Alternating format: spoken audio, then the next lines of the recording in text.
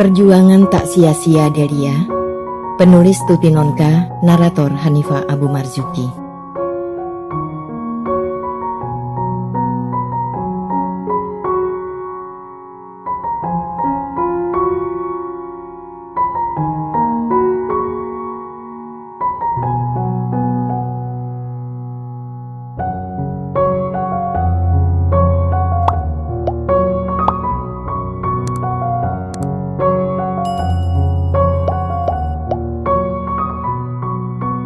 Rumah Yuda memiliki 3 buah kamar tidur.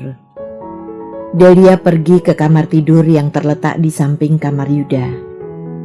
Kamar itu kosong untuk persediaan kalau ada tamu menginap. Dibaringkannya tubuhnya di atas tempat tidur. Pada halaman 3 di koran mingguan yang dibacanya, matanya tiba-tiba tertarik pada kolom kontak, rubrik yang selama ini tak pernah diperhatikannya. Iseng-iseng dibacanya satu persatu. Seorang pria bujangan, sarjana ekonomi umur 31 tahun, karyawan bank dengan penghasilan lumayan. Sifat sabar, sederhana, dan bertanggung jawab. Menginginkan seorang gadis untuk diajak hidup bersama-sama. Lebih disukai wanita yang berkulit putih, tidak rewel, tenang, dan luas pandangan. Umur antara 20 sampai 28. Pendidikan paling tidak SLTA. Pikiran Delia melayang-layang. Wita, kakak sulungnya yang sudah hampir 28 tahun, belum juga menikah. Delia tak pernah habis mengerti. Wita cukup terpelajar dengan gelar DRA di depan namanya. Cantik, luwes, cekatan, dan rasanya tidak ada satu kekurangan pun pada dirinya yang pantas membuatnya belum juga menikah pada umur sekian. Tapi nyatanya dia masih tetap sendiri. Entah sudah berapa kali Nyonya Seno membujuknya agar Wita mau menerima pria yang hendak dijodohkan dengan dirinya. Tapi tak pernah kepala Wita mengangguk. Ada saja yang tidak disukainya. Belum srek, begitu selalu jawabnya. Akhirnya Nyonya Seno bosan membujuk dan membiarkan Wita berbuat semaunya. Sekeras dia, sekeras itu pula Wita. Nyonya Seno menutup mata, mencoba untuk tidak peduli. Tetapi bagaimanapun juga itu adalah mustahil. Dia seorang ibu, dan dia merasa belum berhasil dalam peranannya sebagai seorang ibu bila anaknya belum sempurna menjadi orang. Salah satu dari kesempurnaan itu adalah berumah tangga. Wita belum sampai ke tahap kesempurnaan itu, bahkan selalu menolak usaha ibunya untuk membantu. Bersamaan dengan rasa cintanya kepada anak, Nyonya Seno sekaligus juga jengkel, bosan, dan kecewa. Dia tidak bisa mengambil tanggung jawab atas diri Wita, sebab Wita toh sudah dewasa dan sudah berdiri sendiri. Cuma, orang-orang di sekelilingnya terus menuntut tanggung jawab itu dari dirinya. Mempunyai anak seorang gadis yang terlambat kawin, berarti memancing bisik-bisik yang sungguh menusuk telinga. Bukan hanya sekali telinganya menangkap kalimat, "Gimana sih ibunya?" yang diucapkan orang di belakang punggungnya. Akhirnya dia sebagai ibunya yang terkena tudingan orang banyak. Keprihatinannya semakin bertambah tiap kali datang undangan dari saudara atau kenalannya yang menikahkan putra-putri mereka, atau bila mendengar mereka mendapat cucu lagi. Tak urung menghadiri pesta perkawinan atau menengok bayi menjadi kewajiban sosial yang paling ditakutinya. Hatinya sudah lelah mendengar pertanyaan, "Kapan nih Nyonya Seno mantu?" Pada saat-saat demikian, kalau tidak murung, sikap marahlah yang tampak dari dirinya. Delia mengerti perasaan ibunya, dan dia ikut merasa sedih. Tapi apa yang dapat dilakukannya? Delia tidak dapat menyalahkan Wita. Bisa dia bayangkan misalnya dia sendiri yang harus kawin dengan orang yang tidak disukainya. Pasti hatinya pun akan tersiksa sekali. Tidak, membayangkan saja dia tidak sanggup. Bagaimana mungkin hidup serumah dengan orang yang tidak disukai? Demi apa kalau itu harus dijalankannya? Demi kriteria norma yang dituntunkan oleh sekelompok manusia? Demi menghindarkan rasa malu? Demi harga diri? Lantas di mana tempatnya kedaulatan batin seseorang untuk menentukan hidupnya sendiri? Untuk merumuskan kebahagiaannya sendiri? Kapan orang boleh memiliki dirinya sendiri kalau haknya untuk memiliki cara hidup dirampas oleh sekelompok manusia yang menamakan dirinya orang tua, saudara, dan masyarakat? Perkawinan adalah suci dan agung apabila dilakukan demi suatu kebersamaan, demi rasa saling mencintai, saling menghormati, saling membutuhkan, dan saling merasa satu.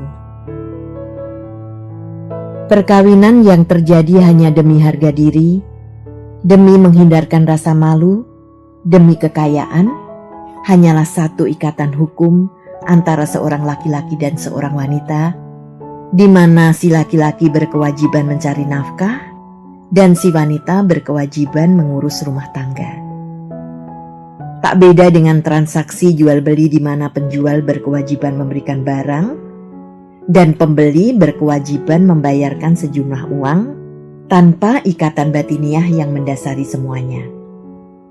Untuk ikatan hukum semacam itukah penghulu membacakan doa dan pastur membacakan sakramen suci?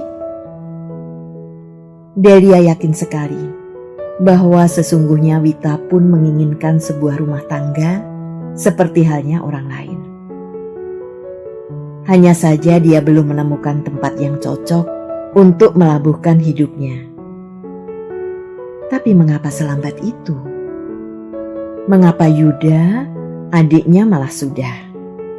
Juga orang-orang lain pada umumnya. Di mana letak kesalahannya? Pada diri Wita, keadaan, atau memang sudah nasib?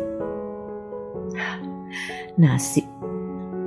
Pada saat-saat tertentu, membicarakan nasib hanya akan melemahkan semangat. Nasibnya memang jelek, mau apa lagi? Sering orang mengatakan demikian.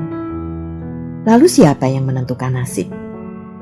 Jawabnya hanya akan membuat orang putus asa dan akhirnya murtad. Mestinya itu dipertanyakan dengan kecurigaan lain, dengan cara lain. Tapi cara lain yang bagaimana? Lalu Delia ingat dirinya sendiri. Sekarang umurnya sudah 19. Teman-teman sebayanya sudah punya pacar semua. Malah tidak cukup satu, tapi berganti-ganti. Hanya dia saja yang masih tetap sendiri. Tak pernah punya cerita yang manis tentang malam minggu. Delia sering membandingkan dirinya dengan teman-temannya. Rasanya dia tidaklah terlalu jelek. Malah boleh dikatakan cantik. Sikapnya pun tidak membuat orang bosan atau jengkel. Delia cukup ramah, senang bergurau, dan suka menolong orang. Jadi, apa kekurangannya? Barangkali benar kata teman-temannya bahwasanya dia angkuh serta jual mahal kalau ada teman lelaki yang mendekat. Betulkah demikian aku ini? Delia berpikir-pikir. Dia ingat bagaimana dia seringkali merasa heran mendengar cerita teman-temannya dalam memulai suatu hubungan dengan seorang pemuda. Kadang-kadang terasa begitu gampang, agresif, seolah-olah tidak memikirkan harga diri mereka sebagai gadis timur. Harga diri. Barangkali itulah sebabnya. Delia tidak mau menunjukkan rasa tertariknya pada seseorang kalau pemuda itu dilihatnya tidak menunjukkan perhatian lebih kepadanya. Dia tidak mau bertingkah macam-macam untuk menarik perhatian lawan jenisnya. Dia tak sudi sekali dua kali ketemu, lantas mau dibawa pergi kemana-mana. Tak mau seperti Vivi, baru 4 kali diapeli Rudi, sudah mau diajak berciuman. Delia tidak suka cara-cara seperti itu. Seorang gadis harus punya harga diri, pikirnya. Seorang gadis harus bisa menjaga kehormatannya. Kedengarannya kuno, tapi biarlah. Delia bertekad hanya akan memberikan cinta, tubuh dan jiwanya pada seorang pemuda yang datang padanya dengan sopan dan meminta dirinya dengan baik-baik. Tapi bagaimana kalau aku mengalami nasib seperti Wita yang sampai umur 28 tahun belum punya pacar? Alangkah sepinya hidup. Betapa mengerikan. Bahkan sekarang pun dia sering merasa kesepian. Kalau malam minggu, hanya nonton TV sendirian di rumah. Sekarang pun dia sudah merindukan mata yang menatapnya dengan lembut, lengan yang memeluknya dengan hangat, bibir yang mengecupnya dengan mesra. Apalagi besok kalau kedewasaannya sudah semakin meningkat. Ya, apalagi nanti. Rizal meletakkan koran yang dibacanya di bawah meja. Lalu dia layangkan pandangannya ke jalan. Di bawah terik matahari, Yem berjalan cepat-cepat sambil memicing-micingkan matanya. Di tangan kirinya tergantung tas plastik berisi sabun dan gula. Rizal menyandarkan punggungnya ke kursi. Diangkatnya kakinya ke atas meja dan dipejamkan matanya. Sekonyong-konyong dia melompat berdiri dan pergi ke dapur. Langkahnya panjang dan bergegas, seakan adu cepat antara kaki kiri dan kaki kanan. Tiba di depan dapur, langkahnya kembali tenang. Yem, dia adik Mas Yuda ya? Tanyanya sambil bertelekan pada pintu dapur. Si Yem menghentikan gerak tangannya yang menyendok nasi dari periuk dan menatap Rizal dengan keheranan. Siapa tuan? Tanyanya keheranan. Rizal menggeleng-gelengkan kepalanya. Oh, alangkah tololnya dia.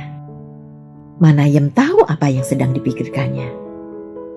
Itu nona kecil yang suka manjat jendela. Oh, Yem tertawa, tapi cepat menutup mulutnya dan menjawab dengan serius. Non Delia mungkin yang tuan maksudkan? Jadi, Delia namanya. Guman Rizal tidak pada siapa-siapa. Iya. Oh, jadi Non Delia kesini tuan. Kebetulan saya masak mie kesukaannya. Pasti dia memuji saya cantik lagi, kata Yem kelepasan. Apa kamu merasa cantik, Yem? Rizal tersenyum. Muka Yem merah padam. Dengan tersipu-sipu, ditundukkannya wajahnya dan meneruskan menyendok nasi. Yem baru berumur 16 tahun. Tidak terlalu jelek memang. Ramah. Kadang-kadang nyaris jadi genit. Supir Pak Tirto sering merayunya, mengatakan bahwa Yem manis dan bertubuh molek. Tapi Yem tidak pernah mengacuhkannya, sebab Kardi, sopir itu, hitam jerawatan dan sudah punya istri. Lain bila berhadapan dengan Rizal. Diperhatikan sedikit saja, merah padam wajahnya dan kaki tangannya terasa kesemutan. Kalau sudah selesai menata meja makan, kasih tahu aku ya, kata Rizal sebelum meninggalkan pintu dapur. Ya Tuan, sahut Yem pelan. Susah juga menguasai jantungnya yang mendadak berdebur semau sendiri. Rizal kembali duduk di kamar depan. Di baliknya kaset Fausto Danieli yang sudah habis dan dibukanya jendela lebar. Angin yang menerobos masuk membuat suasana panas berkurang sedikit. Delia memukul keningnya. Kepalanya pusing seperti mau pecah saja. Ditumpuknya 2 buah bantal dan dibaringkannya tubuhnya telentang di tempat tidur. Baru saja matanya terpejam, telinganya menangkap ketokan pelan pintu. Dengan malas, Delia bangun. Rizal mengira akan mendapat bentakan lagi dari nona kecil yang suka memanjat itu. Tapi tidak. Delia menatapnya saja tanpa berkata-kata. Rizal melihat betapa bagusnya mata bulat di balik bulu mata yang panjang melengkung itu. Seakan-akan mata itu bertanya, "Apa yang kau inginkan dariku?" Rizal tersenyum. Yem sudah menyiapkan makan siang. Barangkali lebih baik kita makan dulu, ajaknya simpatik. Sejenak Delia diam, lalu menggeleng pelan. "Makanlah dulu. Saya belum ingin makan," katanya pelan. "Tapi Yem masak bakmi. Katanya kau suka masakan mie-nya." Rizal keras kepala. Sekali lagi kepala Delia bergoyang. "Nanti saja." Rizal menatap tajam Delia, membuat Delia salah tingkah dan lekas-lekas membuang pandang. "Kau marah?" kata Rizal datar. "Mudah-mudahan tidak," sahut Delia yang seketika gelisah. "Kalau begitu, ayolah makan. Ku bilang tidak." Rizal menahan nafas. Mata yang bagus itu tiba-tiba membelalak. Delia mengeluh dalam hati, menyesal telah membentak Rizal. Pikirannya sedang kusut, dan Rizal membuatnya semakin kacau dengan tatapan matanya yang tajam membelenggu. Delia memegang daun pintu dengan bingung. Ingin menutup, tapi merasa tidak sopan karena Rizal masih berdiri di depannya. Rizal tersenyum seraya mengangkat bahu. "Maaf, aku selalu mengganggumu rupanya," ucapnya sambil membalik langkah. Baru saja dia berbalik ketika Delia menyusulnya dengan pertanyaan. "Mbak Ita kemana sih?" "Pulang. Sudah lama tidak menengok ibu." "Oh." Delia tidak bertanya lagi, dan Rizal segera pergi ke ruang makan. Kembali Delia membaringkan tubuhnya di tempat tidur. "Ita sedang menengok ibu." Kata ibu selalu berarti ibu Ita sendiri, tidak pernah berarti ibu Yuda. Seharusnya ibu mertua sama saja dengan ibu sendiri, tapi untuk Ita ternyata itu tidak berlaku. Perkawinan mereka tidak disetujui oleh Nyonya Seno. Sudah hampir 1 tahun usia perkawinan mereka, Nyonya Seno belum pernah menengok anak dan menantunya. Sebaliknya, Ita dan Yuda pun tak pernah menginjak rumah ibu Yuda semenjak mereka kawin. 4 tahun yang lalu, Nyonya Seno mempertunangkan Yuda dengan Farida, putri kawan lamanya.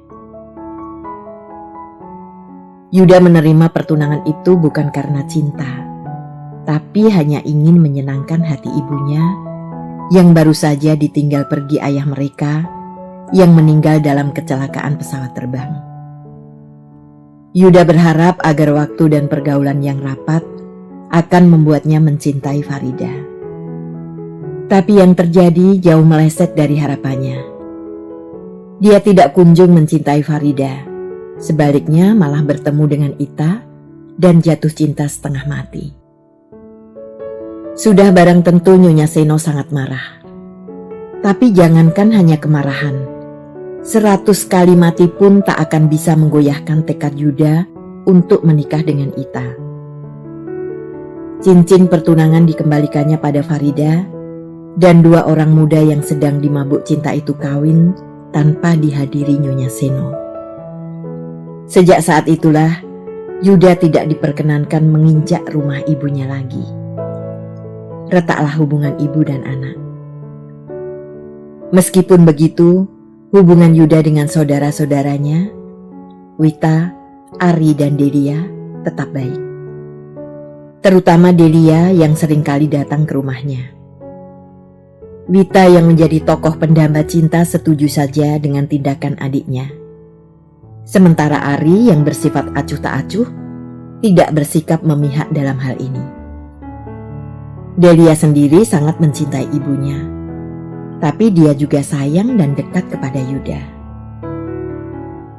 Delia mengeluh mengapa keluarganya menjadi demikian berantakan sejak ayahnya meninggal. Ibunya memang wanita yang keras, sukar digoyahkan pendiriannya. Kekerasan itulah yang menyebabkan timbulnya ketegangan antara dia dengan Wita, retaknya hubungan dengan Yuda. Dan itu sudah menjadi sifatnya, tidak dapat lagi diubah. Anak-anak merasa selalu didikte, diatur dan diharuskan berbuat segala sesuatu sesuai dengan kemauan ibunya. Akhirnya mereka tidak tahan dan memberontak. Sementara itu Nyonya Seno merasa dikhianati, didurhakai oleh anak-anaknya. Demikianlah, sehingga keretakan demi keretakan tidak dapat dihindari lagi.